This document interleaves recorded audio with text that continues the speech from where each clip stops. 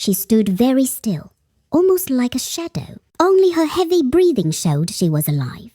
Then, footsteps came softly from the distance. It was Lyra, a young 18-year-old girl with tired eyes and a small frame. She was holding a clay water pot tightly in her hands. Her feet were bare, her steps slow and careful as she made her way down to the stream. Her heart was beating fast.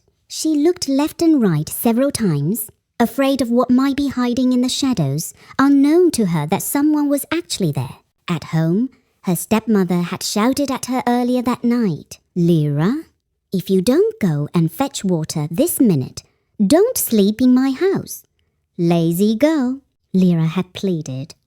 "Mama, it's late. Please, I will go early in the morning." But the woman slapped her hard across the face. "Go now. If you like, let the river spirits carry you away. I don't care." So Lyra, with tears in her eyes, carried her pot and walked into the night. The road was quiet, too quiet. Even the crickets seemed to have gone to sleep. The tall trees swayed gently in the wind, making soft sounds that frightened her even more. When she got to the riverbank, she knelt down and dipped her pot into the water. Her hands were shaking. She looked around, but she saw no one. The dark forest surrounded her like a cage. The water pot filled slowly. The sound of water entering the pot echoed in her ears. She whispered to herself, "Please, God, protect me. Let me finish quickly."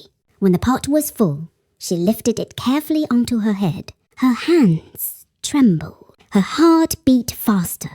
She began to walk away from the stream. Then, suddenly, a sharp, wicked laughter filled the air. Lyra froze. The laughter sounded close, too close. She turned slowly, her heart almost jumping out of her chest. And there, behind the bushes, she saw the old woman. The old woman stepped out slowly, her eyes glowing faintly red. Her lips spread into a wider smile. "Good evening, my daughter," she said in a voice that was dry and cracked, like someone who hadn't spoken for years. Lyra's breath caught in her throat. She could not even scream. Her pot slipped off her head and crashed to the ground, breaking into pieces. Water splashed around her feet. The old woman began to laugh again, loud, long, and frightening. Then she dipped a hand into a small calabash